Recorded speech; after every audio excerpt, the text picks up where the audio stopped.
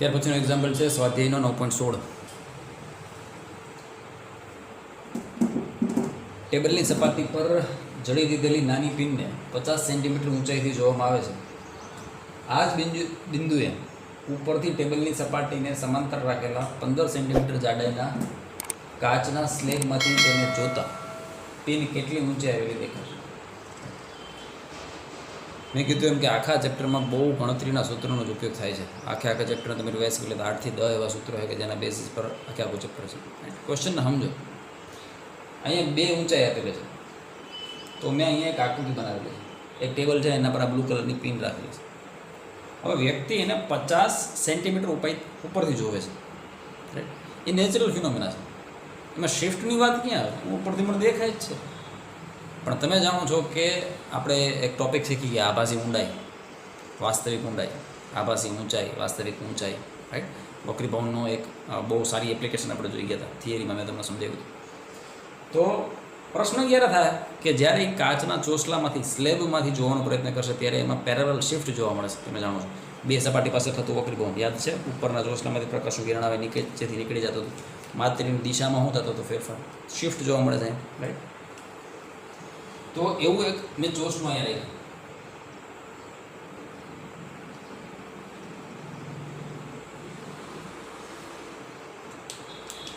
એ જે થિકનેસ છે એ 15 સેન્ટીમીટર જાડી છે. આજે પ્લેટ મૂકીને 15 સેન્ટીમીટર જાડી છે.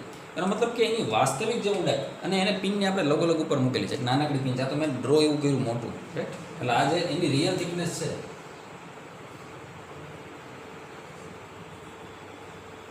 DO. DO એટલે હું ડેપ્થ ઓફ ઓબ્જેક્ટ.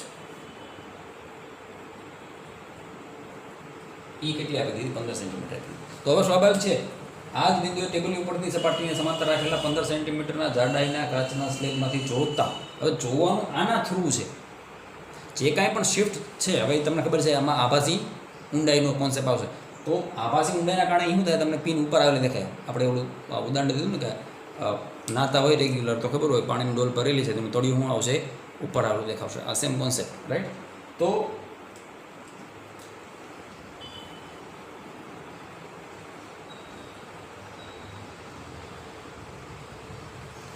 એ જોનાર વ્યક્તિને પેન કંઈક આવી શિફ્ટ થયેલી દેખાય છે, ઉપર આવેલી. તો આ તમારે ખસેલી જે છે એ વસ્તુ તમારે શોધવાનું હતા, કેટલી ખસેલી.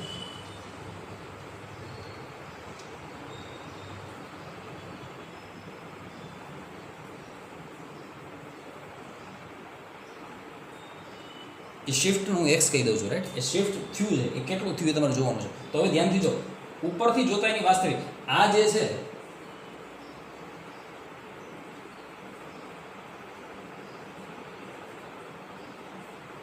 હું તને થિયરી સમજાવું છું એટલા માટે બધું પ્રોબ્લેમ કહું છું કે આમ સ્લેબ, આ પિન છે અને આ સ્લેબની નીચેની સપાટી આમ અડોઅડ જ છે, રાઈટ. એટલે વચ્ચે છે એ અવગણીય જાડાઈ છે, રાઈટ. ઓકે. તો આભાસી ઊંડાઈ કેટલી થાય?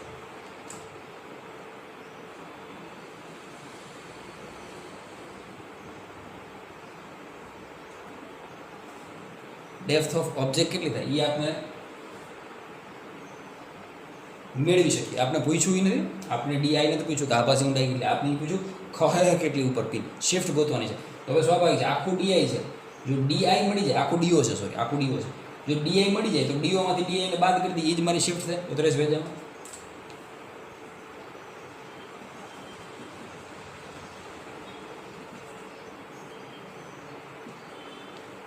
DO minus DI ઉતરેશ ભેજામાં. પણ તમને ખબર છે, પરંતુ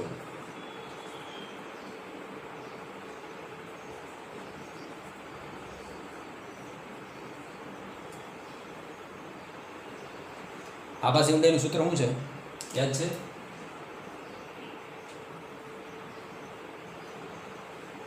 વક્રી ભવનાંકથી ભાગી નાખો, એ સીધી તમારી આભાસી ઊંડાઈ. વાસ્તવિક ઊંડાઈને શેનાથી ભાગી નાખો? તો કે માધ્યમના વક્રી ભવનાંકથી ભાગી નાખો, એટલે આભાસી ઊંડાઈ. ઊંચાઈ માટે આનાથી ઊંધું.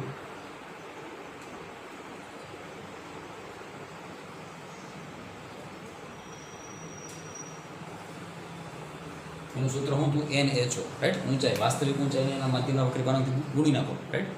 ઘટ માધ્યમના વક્રી ભવનાંક, તો તમને શું મળી જાય? આભાસી ઊંચાઈ મળી જાય. ઊંચાઈ માટે N થી ગુણવાનું, આના માટે ભાગવાનું, ઊંડાઈ માટે, રેડી. કિંમત મૂકી દે એમાં.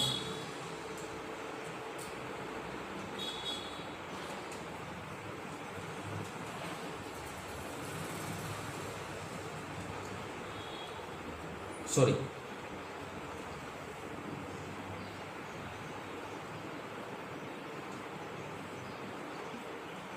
ડીઓ અને ડીઆઈની જગ્યાએ મૂકી દીધું ડીઓ બાય, બેમાંથી ડીઓ કોમન કાઢી લે તો શું થાય? 1 માઇનસ 1/n. ઉતરેશ ભાઈ જાણો. હવે તમને કાચનો વક્રી કોને કેટલો આપ્યો છે? 1.5. 1.5 એટલે 3/2. તો અહીં છેદમાં 3/2 મૂક તો છેદનો છેદ ક્યાં આવી ગયો? અંશમાં. x ઇઝ ઇક્વલ ટુ થઈ ગયું ડીઓ 1 માઇનસ 2/3. એક્સનું સૂત્ર થઈ ગયું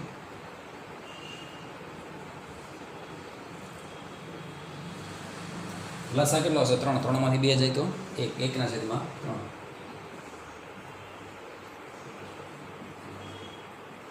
રકમમાં ડીઓ આપણે કેટલો આપ્યો છે? 15. 15 ગુણાકારમાં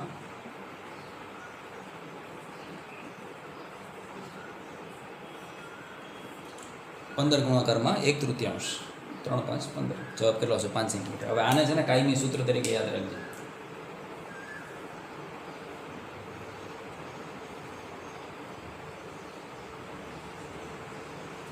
ડાયરેક્ટ ઇક્વેશન શિફ્ટનું હોય તો કે જેટલી કંઈ અમુક રેફરન્સમાં તમને આ સૂત્ર આવું જોવા મળશે.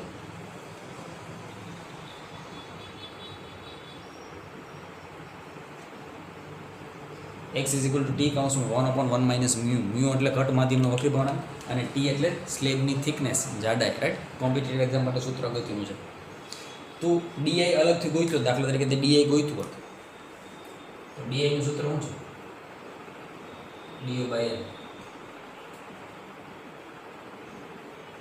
15 ના છેદમાં 1.5 એટલે જવાબ દે. એનો મતલબ કે આભાસી ઊંડાઈ આપણે કેટલી જોવા મળે છે? 10. અને વાસ્તવમાં ઊંડાઈ કેટલી છે? 5. વાસ્તવમાં છે 15, જોવા કેટલી મળે? 10. તેનો મતલબ કે ઉપર કેટલી ખાઈ છે? 5 જેટલી. એમ ગણી શકો દાખલો. ઉતરી બેજા. પણ આ હું સેરિબ્રલ યુનિટ માટે ઘણીવાર તમે રેફરન્સમાં સૂત્ર જોવા મળશે તો ખબર પડી જાય કે સૂત્ર ક્યાંથી આવ્યું. ઉતરી બેજા. તો આ રીતે સૂત્ર થાય. શિફ્ટ શું તો કે વાસ્તવિક ડેપ્થ ઊંડાઈ માઇનસ આભાસી ઊંડાઈ. ઉતરેશ ભાઈ જાઓ. કારણ કે આભાસી ઊંડાઈ હંમેશા ઓછી જોવાની છે વાસ્તવિક ઊંડાઈ કરતાં, એટલે વધારેમાંથી ઓછું બાદ કરી દીધું. સમજે? એ આપણો કોઈ ઋણ ન હોય શિફ્ટ. સમજો? તો આ તો સ્વાધ્યાયનો 9.16.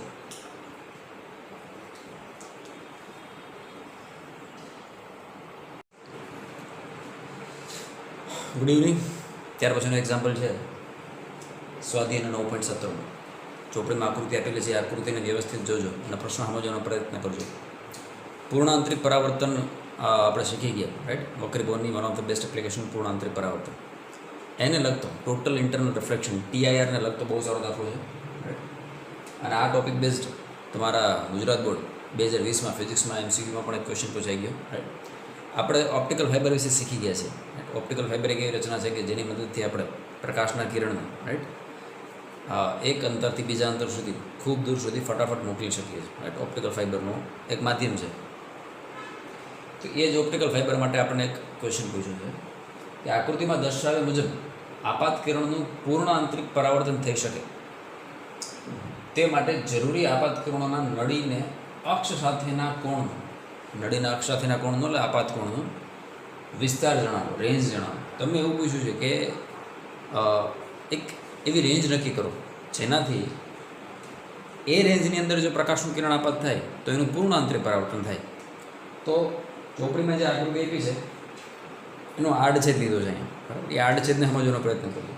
ઓપ્ટિકલ ફાઇબરમાં 2 અગત્યના અને અભિન્ન અંગ છે. એક હોય બહારનું, રાઈટ, ઓપ્ટિકલ ફાઇબરનું રક્ષણ કરવા માટેનું આવરણ, જેને તમે ક્લેડિંગ કહો છો. એ ક્લેડિંગનો વક્રીભવનાંક 1.44 આપ્યો છે, જેને આપણે N1 બરાબર લખ્યું છે. તો ઉપર N1, નીચે N1. રાઈટ, બીજું છે કે જે ફાઇબરનો મેઇન એરિયા છે, જેને કોર એરિયા કહેવાય, એ કોરનો વક્રીભવનાંક 1.68 છે. અને આ છે એ ઓપ્ટિકલ ફાઇબરની મુખ્ય અક્ષ. રાઈટ, હવે શું થાય તો કે અહીંયાથી દાખલા તરીકે આપણે એક પ્રકાશનું કિરણ આપાત કર્યું. હવે તમને ખબર છે પ્રકાશનું કિરણ અત્યારે ક્યાંથી જાય છે તો કે હવામાંથી ફાઇબરમાં પ્રવેશે છે, હવામાંથી કોરમાં પ્રવેશે છે. તો હવા કરતાં કોરનો વક્રીભવનાંક વધારે છે. માટે શું થાય, જે પ્રકાશનું કિરણ સીધું નીકળી જવું જોઈતું હતું એ શું થશે, લંબ તરફ વળશે. કેમ, પાતળામાંથી કટમાં જાય છે ને. રાઈટ, તો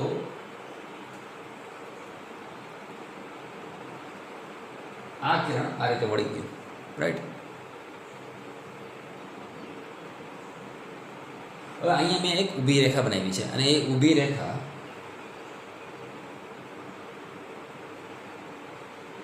બિંદુ પી નામ આપ્યું છે. બિંદુ પી આગળનો લંબ દર્શાવે છે, રાઈટ. હવે ધ્યાનથી સમજો મિત્રો, આ આપાત કિરણ છે અને આપાત કિરણ લંબ સાથેનો જે ખૂણો બનાવેલો છે એને તમે આપાત કોણ કહો છો. એ જ રીતે અક્ષ સાથે અહીં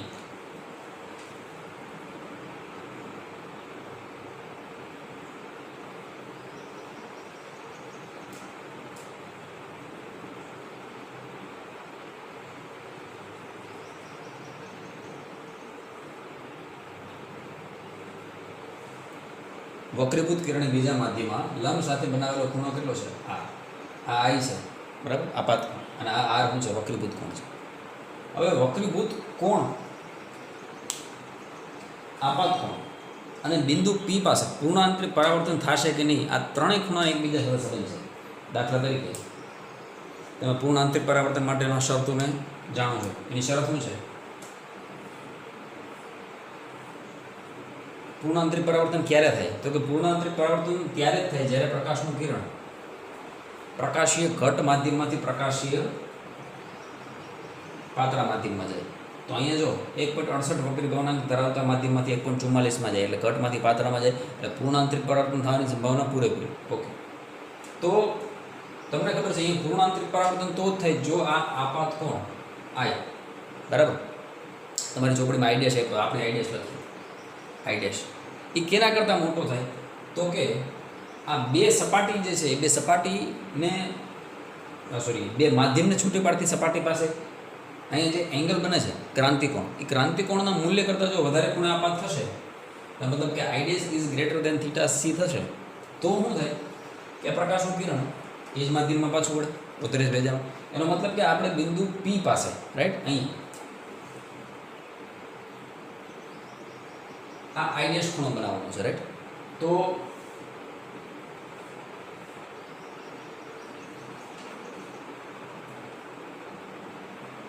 અહીંયા એક સરસ મજાનો ત્રિકોણ થઈ ગયો, ધ્યાન દીજો. OPN એ જ ત્રિકોણ હમણાં બહાર મોટો લેવીને ડ્રો કરું છું, રાઈટ.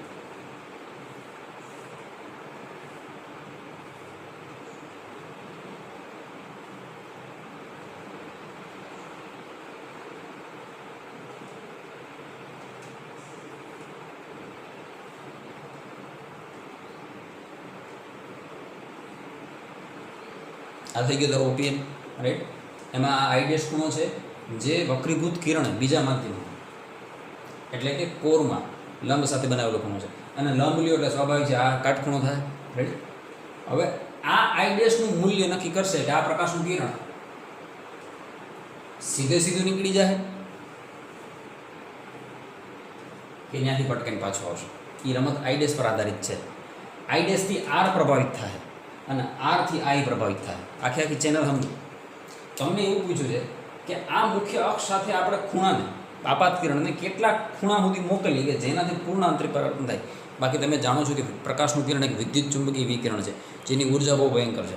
તો જો તમે કોઈ ગમી એંગલ એને ફેંકશો તો પોસિબલ છે કે પ્રકાશનું કિરણ ફાઇબર ચીરી, રાઈટ, એમાંથી બહાર નીકળી જાય. આગળ પૂર્ણાંતરિક પરાવર્તન ઘટના દ્વારા ભટકાઈ આગળ વધશે નહીં, એ તમે જાણો છો, રાઈટ. તો અહીંયા આપણે પહેલાં આ આઈડેશ મેળવવાનો પ્રયત્ન કરશું. એ આઈડેશ મળી જાય એટલે એ ત્રિકોણમિતિનો ઉપયોગ કરીને આર મેળવશું અને આર મળી જાય પછી સ્નેલના નિયમ દ્વારા આઈ મેળવશું. ઉતરેશ ભેજામાં આ આખાનો ફ્લો થયો. તો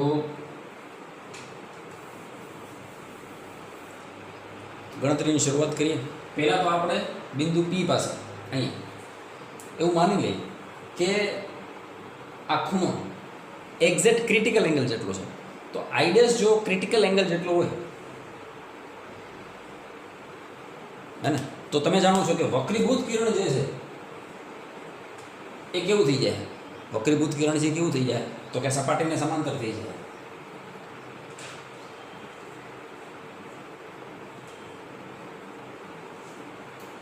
ઉતરેશ ભેજામાં તો આઈડેશ બરાબર થીટા સી હોય ત્યારે વક્રીભૂત કોણ જે છે એ કેટલું થઈ ગયું? 90 ડિગ્રી, રાઈટ. તો અહીંયા હું દાખલાનો ફ્લો લખું છું. આપણે લખીએ કે બિંદુ પી આગળ બિંદુ P આગળ સ્નેલનો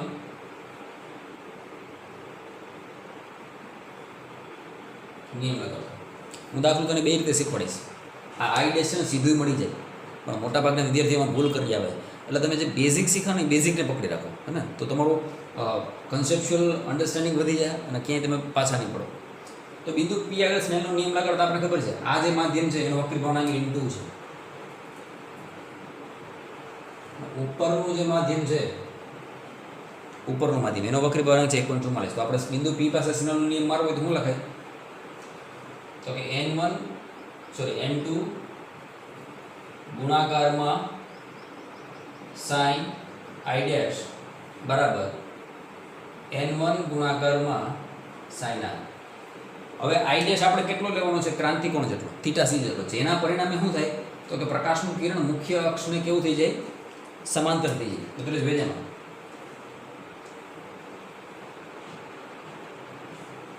પ્રકાશનું કિરણ મુખ્ય અક્ષને કેવું થઈ જાય? સમાંતર થઈ જાય. અહીં i dash is equal two θc માટે r ઇઝ ઇક્વલ ટુ શું થઈ ગયું? 90 ડિગ્રી. હવે બધા જ મૂલ્ય તમે જાણો છો, કિંમત મૂકી દો. શું થાય? n2 નું મૂલ્ય રકમમાં આપ્યું છે 1.68. sin i ડેશ ની જગ્યાએ આપણે લખ્યું θc, રાઈટ. n1 ની જગ્યાએ લખ્યું આપણે 1.44 અને sin r ની જગ્યાએ લખ્યું 90 ડિગ્રી. sin ને હું કેટલા થાય? 1. અહીંયાથી 1.68 છેદમાં આવી જાય. sin θc શું થયું? 1.44 ના છેદમાં 1.68.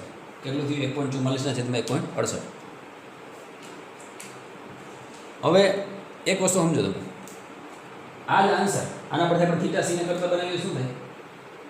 તો કે θc is equal two sin inverse 1.44 ના છેદમાં 1.68. રેડી? આ સૂત્ર તમે અહીં સીધું મારી શકતા હતા. કેમ?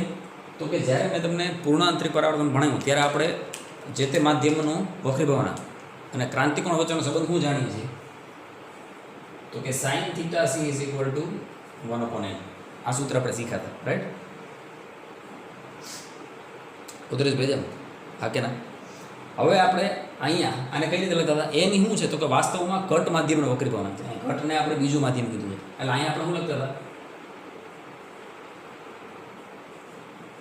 1/n2 ઘટ માધ્યમનો પાતળા માધ્યમની સાપેક્ષે વક્રીભાવના. આ જ લખતા હતા કે નહીં આપણે? હવે n2 ને શું લખાય? તો કે n2 ના છેદમાં n1.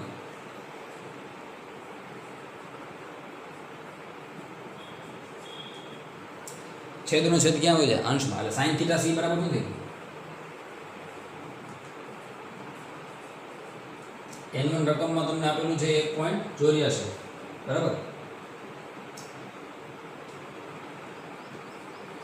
અને n2 છે તમારું 1.68. રેડી? આવી ગયું સેમ ટુ સેમ બે. અહીંયા sin θc બરાબર કેટલું? 1.44 ના છેદમાં 68. અહીં તો આ રીતે મેળવી શકાય. પણ કદાચ જો તમને આ ભૂલાઈ જાય તો સ્નેલનો નિયમ તો બહુ ઇઝી છે. જે જગ્યાએ જે ખૂણો બન્યો છે એના વક્રીભાવનાંક ઈ બેનો ગુણાકાર, બહાર જે બીજા માધ્યમનો વક્રીભાવનાંક છે ત્યાં જે ખૂણો બને છે એના સાઈનનો ગુણાકાર, એ બે હંમેશા અચળ. રાઈટ? હવે આપણે આનું મૂલ્ય મેળવવાનો પ્રયત્ન કરશું. ઉતરેશ ભેજે ને?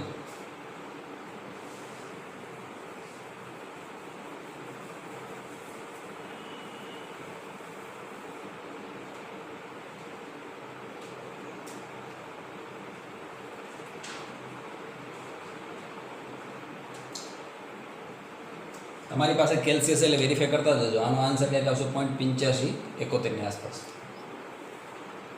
અને જ્યારે તમે આનું ઇન્વર્સ લેવો, રાઈટ, તમને ઇન્વર્સ લેવામાં બહુ તકલીફ પડતી હોય તો તમારે શું બુદ્ધિ મારવાની? આનું તમારે ઇન્વર્સ જોઈએ છે ને સાઇન, તો જોવાનું કે સાઇનના કયા ખૂણા માટે મૂલ્ય આવે છે, સીધું જોતું જવાનું ઉતરેશ ભેજામાં. અને સાઇનનું એક નિયમ યાદ રાખજે કે જેમ ખૂણો વધતો જાય એમ સાઇનનું મૂલ્ય વધતું જાય. સાઇન 0 થી લઈને 1 સુધી છે ઉતરેશ ભેજામાં, તો સ્વાભાવિક છે મોટો ખૂણો જશે. ખ્યાલ આવી ગયો? હવે આપણને θc ની કિંમત મળી ગઈ. અહીંયા જે θc છે એની કિંમત મળી ગઈ કે જ્યારે θc ક્રાંતિકોણ 59 ડિગ્રી છે ત્યારે પ્રકાશનું કિરણ આમ સમાંતર થઈ ગયું. હવે જો આ તારો i ડેશ 59 કરતાં કોઈ પણ મોટી મૂલ્ય માટે આપણે પૂર્ણ આંતરિક પરાવર્તન કરશું. દાખલા તરીકે આ ખૂણો 60 નો થયો, i ડેશ 60 નું થયું, તો એનો મતલબ શું થયો કે 60 ઇઝ ગ્રેટર દેન 59, એનો મતલબ કે આપાત કોણ I ડેશ થીટા સી કરતાં મોટો થયો. તો હવે શું થાય? તારું પૂર્ણ આંતરિક પરાવર્તન શક્ય છે. ઉતરે ભેજામાં. તો હવે આ I ડેશની જે લિમિટ છે ને એ R ને નક્કી કરશે. કઈ રીતે? કારણ કે ત્રિકોણ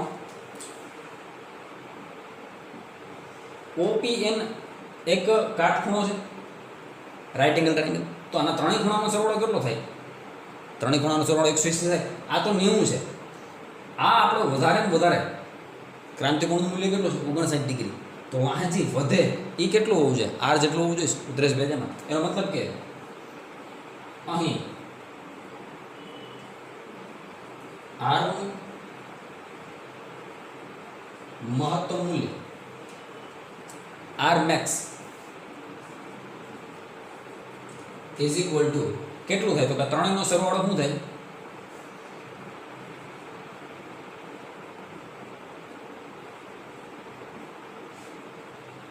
I ડેશ વત્તા 90, 180 માંથી બાદ કરી નાખો એટલો R વધે, રાઈટ?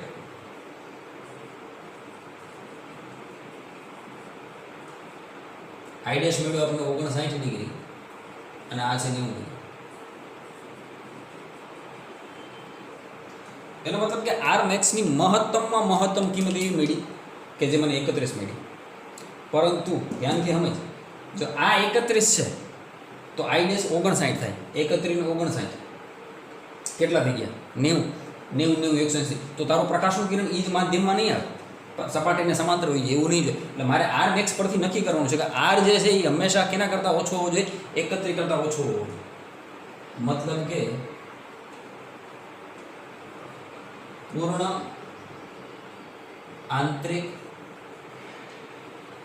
પરાવર્તન માટે, પૂર્ણાંતરિક પરાવર્તનની શરત માટે R લેસ દેન 31 ડિગ્રી થવું.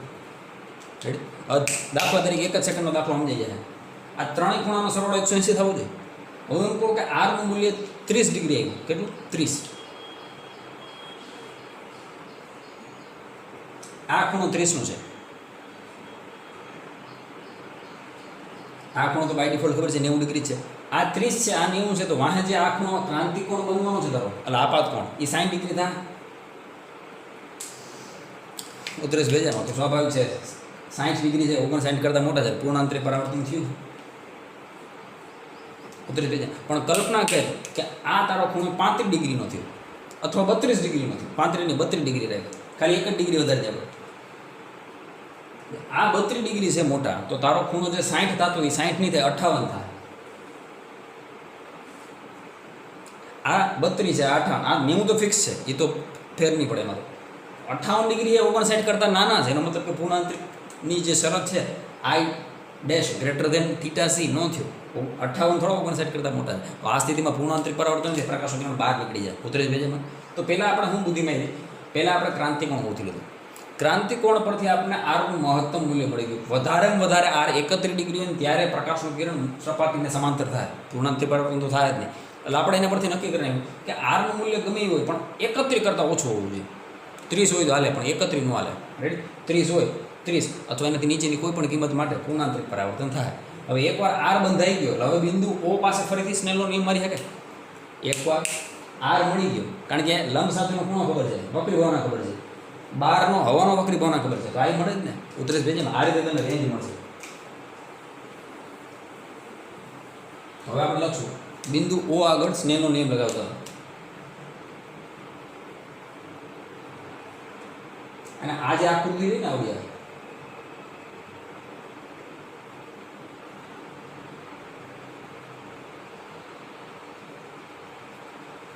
આ તારે પરીક્ષામાં નથી બનાવવાની, આ તો તારી સમજૂતી માટે થોડીક આકૃતિને મોટી કરીને બનાવી છે. બોર્ડ નાનું છે ને એટલા માટે આ ફિગર તને પ્રોપર દેખાય એના માટે મેં થોડી બહાર લઈને મોટી બનાવી છે, એટલા માટે.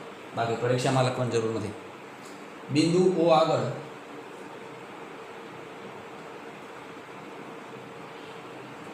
સ્નેલનો નિયમ લગાવતા. બિંદુ આગળ સ્નેલનો નિયમ લગાવો તો બહારનું માધ્યમનો વક્રી ભવનાંક 1, હવા માટે વક્રી ભવનાંક કેટલો છે? n = 1. ન્યાય બનતો ખૂણો I, એટલે અહીં હું લખશું n ગુણાકારમાં sin I બરાબર. અંદરનું માધ્યમ કોણ છે? કોર, એનો વક્રી ભવનાંક n2, અને ન્યાય બનતો ખૂણો R. એટલે શું લખાય n2 ગુણાકારમાં sin r બરાબર. હવા માટે વક્રીકોણક n નું મૂલ્ય કેટલું છે 1. sin i આપણે જોઈએ છે n2 કેટલું છે તો કે 1.68 અને sin r હમણાં આપણે જોયું તો કેટલો તો કે 31 ડિગ્રી. હવે લેસ ધેન 31 ડિગ્રી માટે અહીંયા આપણે મૂલ્ય જે મૂકેલું છે ને એ તમે 30 લખીએ, એવું જરૂર નથી કે આપણે અહીંયા 31 લખીએ, પણ ચોપડીવાળાએ જે આન્સર મેળવ્યું છે 31 ડિગ્રી માટે મેળવ્યું છે, એટલા માટે આપણે 31. બાકી તું જે કાંઈ પણ આરનું મૂલ્ય લે એ 31 કરતાં તારે કેવું લેવાનું છે, ઓછું લેવાનું છે, રાઈટ. એ કોન્સેપ્ટ છે સમજવા માટે, રાઈટ. એની જે ગણતરી કરેલી છે ને આર મેક્સ માટે ગણતરી કરેલી, મેક્સિમમમાં મેક્સિમમ કેટલું હોય કે તો 31 ડિગ્રી. તો કે અહીંયા આપણે મૂકી દીધું sin 31 ડિગ્રી. વાસ્તવમાં પ્રોપરલી ફિઝિક્સની દ્રષ્ટિએ જો દાખલો સાચો કરવો હોય તો અહીંયા 31ની જગ્યાએ 30 અથવા એનાથી કોઈ પણ નીચેનું મૂલ્ય મૂકવું જોઈએ. હવે આને સોલ્વ કરી નાખો, આઈનું મૂલ્ય મળી જાય તમને sin i 1.68 ગુણાકારમાં આ કંઈક થાય તમારું 0.51 ની આજુબાજુ, કારણ કે sin 30 1/2 જેવું થાય, રાઈટ. સો આ સ્થિતિમાં આ થાય તમારું આંકડા એક્ઝેક્ટ ખબર નથી પણ તું ચેક કરી લેજે 0.8652 જેવું થાય sin i. હવે i બરાબર શું થાય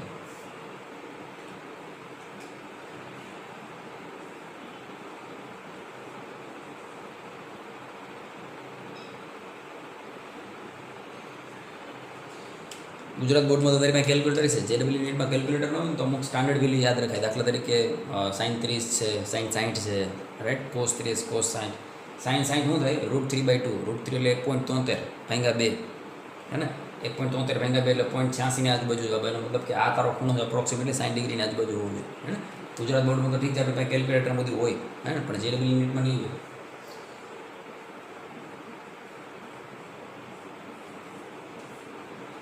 હવે આખો ફ્લો સમજજે. આ આપણને મળ્યો 60 ડિગ્રી. એનો મતલબ શું થયો, આ તારી અક્ષ છે, મુખ્ય અક્ષ જાવ, અને ત્યાંથી તારે આ મુખ્ય અક્ષ, ત્યાંથી તારે આ પ્રકાશનું કિરણ અહીં ત્યાં માપાત કરવું. તો તમને દાખલો એવો પૂછ્યો કે આ રેન્જ કેટલી હોવી જોઈએ, તો આપણે જે આન્સર આવ્યો ને 60 ડિગ્રીનો મતલબ એવો છે કે આ 0 થી લઈ આપાત પ્રકાશનું કિરણ આ અક્ષ સાથે 60 ડિગ્રીના ખૂણે અથવા એનાથી ઓછા ખૂણે, 60 થી વધારે નહીં, 60 અથવા 60 થી ઓછા ગમે જગ્યાએ તમે આપાત કરશો 0 થી 60 ની વચ્ચે, ત્યારે શું થાય તો કે એ સ્થિતિમાં તારો આર છે એ 31 અથવા 31 થી નાનો આવશે. એ 31 અથવા 31 થી નાનો આવે એટલે તારો આઈ ડેશ જે છે, તારો આઈ ડેશ જે છે એ તારા ક્રાંતિકોણ એટલે કે 59 ડિગ્રી કરતાં મોટો આવશે. 59 ડિગ્રી કરતાં મોટો આવશે પ્રકાશનું કિરણ અહીંયા શું થાય પૂર્ણ આંતરિક પરાવર્તન પામશે, લાઈન ભટકાય 32 પેજમાં. અહીંયા ફરીથી શું થાય પૂર્ણ આંતરિક પરાવર્તન થાય, અને આ રીતે ઓપ્ટિકલ ફાઈબરમાં તારું પ્રકાશનું કિરણ વારા પરથી અનેકવાર પૂર્ણ આંતરિક પરાવર્તન પામી અને આગળ હાલતું જાય. રેડી? તો આખો ફ્લો સમજાઈ ગયો. ફરીથી પહેલાં આપણે શું નક્કી કર્યું તો કે કોર અને ક્લેડિંગ, ઉપરનું જે ક્લેડિંગ છે વચ્ચે જે કોર છે, તો ક્લેડિંગ અને કોર માટે આપણે ક્રાંતિકોણનું મૂલ્ય શોધી લીધું. કઈ રીતે તો કે સ્નેલનો નિયમ મારી દીધો, અને એમ ન મારવું તો મેં તને સીધું ગોતતા શીખવાડી દીધું, હે ને. sin θc બરાબર 1/n2 અથવા n2 એ મળ્યું આપણે 59 ડિગ્રી. આ 59 મળ્યું એના પરથી આપણે ત્રિકોણમિતિ પરથી ખબર પડે કે આર 31 અથવા 31 કરતાં ઓછું હોવું જોઈએ. મહત્તમ મૂલ્ય આરનું 31, પણ પૂર્ણ આંતરિક પરાવર્તન માટે આર લેસ દેન શું થવું જોઈએ 31 ડિગ્રી થવું જોઈએ, રાઈટ. આ રિયલ ફિઝિક્સ. હવે એ એકવાર આર મળી ગયો પછી તો આપણે સ્નેલનો નિયમમાં માહિર છીએ. બિંદુ આ આગળ ફરીથી બિંદુ આગળ ફરીથી સ્નેલનો નિયમ મારી દીધો, રાઈટ. એને પરથી આઈ મેળવી લીધું. હવે આમાં પાર્ટ બીજો આવ્યો છે, રાઈટ. એટલે હું વિડીયોને પોઝ કરી આ બધું રદ કરી અને પાર્ટ બી કરું છું. પાર્ટ બીમાં કાંઈ નથી. જ્યાં ક્લેડિંગ હતું 1.44 એની જગ્યાએ એને હવા કરી દીધી, મતલબ વચ્ચે કોર એમ રાખી પણ ઉપરનું ક્લેડિંગ કાઢ નાખ્યું. પછી પૂછે તો હવે આપાત કોણમાં કંઈ ફેરફાર થાય, અને જો થાય તો નવી રેન્જ શું છે ઉતરી થઈ જાય. હવે આપણે એ જ પ્રોસિજર કરવાની છે, સેમ આખી પ્રોસિજર બેઠે બેઠી. ફેર ખાલી એટલો છે કે બહારનું માધ્યમ જે ક્લેડિંગ 1.44 હતું એની જગ્યાએ 1 થઈ જાય. એટલે આ બધી જ્યાં જ્યાં 1.44 હતું ત્યાં 1 થઈ જાય, અહીં 1 થઈ જાય એટલે આ આન્સર ફરી નવો ક્રાંતિકોણ આવશે. थीटा सी बदले એટલે પાછું કોણ બદલી જાય આર મેક્સ બદલી જાય આર મેક્સ બદલે એટલે પાછું કોણ બદલી જાય આઈ બદલી જાય રેડી એટલે હું વિડીયોનો પોઝ કરી એટલે પાર્ટ બી ગણું તમે તું આ દાખલો લખી નાખો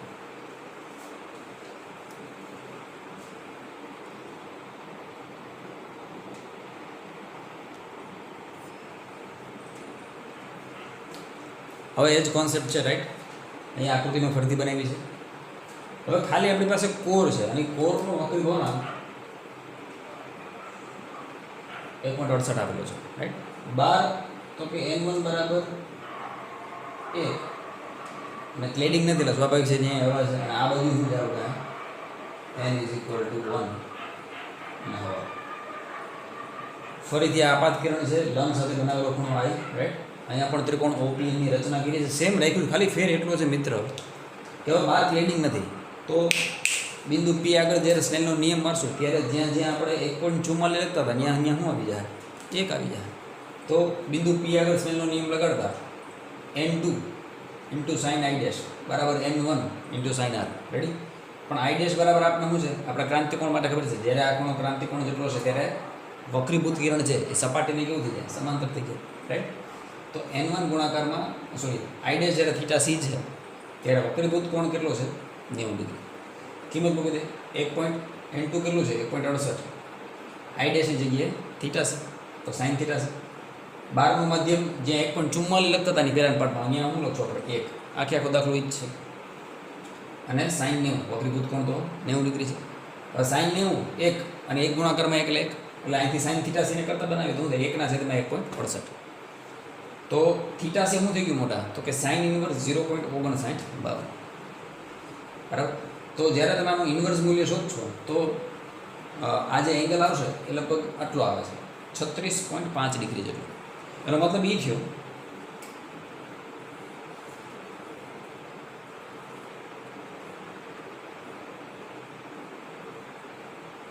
અહીંયા જે કાંઈ પણ ખૂણો છે આ 36.5 ક્રાંતિકોણનું મૂલ્ય છે તો અહીંયા જે કાંઈ પણ ખૂણો બને દાખલા તરીકે ધરો આઈ છે આઈ ડેશ એ 36.5 કરતાં મોટો હોય ને 36.5 કરતાં કેવો હોય મોટો હોય તો શું થાય આ પ્રકાશનું કિરણ પૂર્ણાંતરિક પરાવર્તન પામશે જો 36 કરતાં નાનો હોય છે તો પૂર્ણાંતરિક પરાવર્તનની શરતનું પાલન નહીં થાય પ્રકાશનું કિરણ બહાર નીકળી જાય રેડી આ તો બાય ડિફોલ્ટ આપણે ખબર છે કેટલો છે 90 ડિગ્રી છે 32 પેજમાં તો આ ત્રણેયનો સરવાળો કેટલો થવો જોઈએ અહીં ત્રીજો ખૂણો કયો છે r એટલે r + 90 + i ડેશ કારણ તો થીટા c r 90 ડિગ્રી અને થીટા c આ ત્રણેયનો સરવાળો કેટલો થવો જોઈએ 180 ડિગ્રી આ બાજુ 90 180 90 ઉડી ગયા એટલે શું હોય તો 90 તો r બરાબર શું થાય તો કે 180 ડિગ્રી માઇનસ 90 ની ઉડી ગયા ને 90 વધશે ને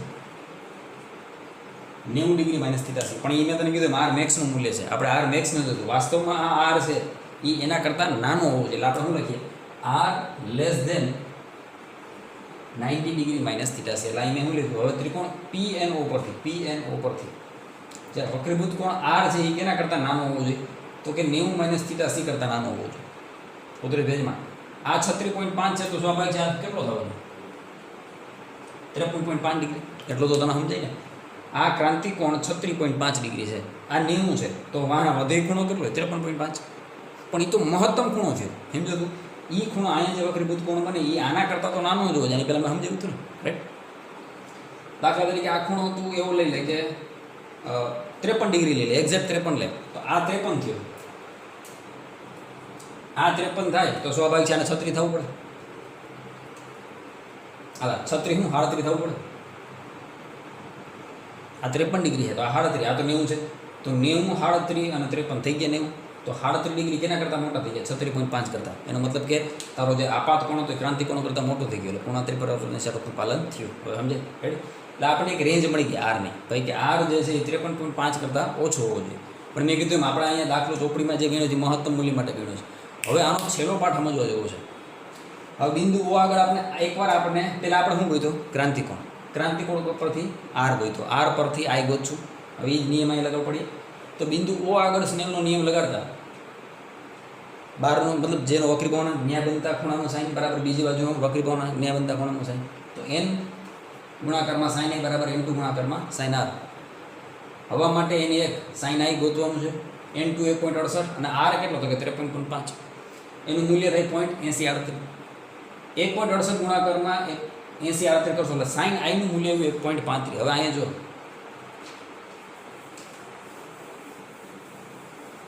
અહીંયા પ્રોબ્લેમ શું થાય, તમે આનું ઇન્વર્સ લ્યો, આનું ઇન્વર્સ શું થાય,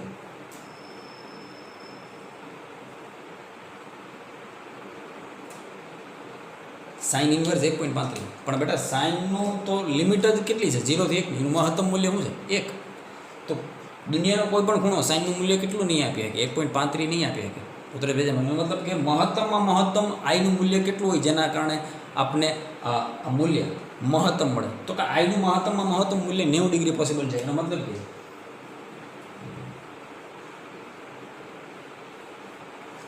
આ ઇઝ અપ્રોક્સિમેટલી શું થઈ ગયું 90 ડિગ્રી. એનો મતલબ એવો થયો કે આ મુખ્ય અક્ષ છે, રાઈટ, અને આ આપાત કિરણ છે. તો આપાત કિરણ અહીંથી ઓલમોસ્ટ હાવ નીમું એ તો ન હોય, હે ને, કારણ કે આ પ્રેક્ટિકલ સિચ્યુએશન પોસિબલ નથી. એટલે દાખલા તરીકે આપણે 89 રાખીએ, 90ની જગ્યાએ 89. જ્યારે 0 થી લઈ અને 89 સુધીમાં કોઈ પણ જગ્યાએ પ્રકાશનું કિરણ આપાત થાય તો એના માટે તો તમારે શું થાય, પૂર્ણાંક પરાવર્તન જોવા મળશે. તો અહીંયા એક વસ્તુ સમજવા જેવી છે કે સાઇન 1.35નું મૂલ્ય શક્ય નથી. તો મોટામાં મોટું મૂલ્ય સાઇનનું કેટલું શક્ય છે, 1. સાઇન 1 ક્યારે થાય, સાઇનનું મૂલ્ય 1 ક્યારે થાય, તો ખૂણો 90 ડિગ્રી જેટલો હોય. તો આપણે મહત્તમમાં મહત્તમ ખૂણો કેટલો લઈ લીધો, 90. એટલે તારી ચોપડીમાં એવું લખ્યું છે કે 0 થી લઈને 90 ડિગ્રી સુધીમાં ગમે ત્યાં પ્રકાશનું કિરણ આપાત કરો, જો અહીંયા 0 ડિગ્રી થાય, વધતા વધતા વધતા વધતા વધતા આ ગમે ત્યાં કિરણ મોકલશો તો એનું શું થાય, પૂર્ણાંતરિક પરાવર્તન થાય. બરાબર. પહેલો પાર્ટ સમજાય તો જ બીજો પાર્ટ વ્યવસ્થિત સમજાય. આખે આખો વિડીયો નિરાતે એકવાર પોઝ કરી અને જોતો જજો, રાઈટ. That's it.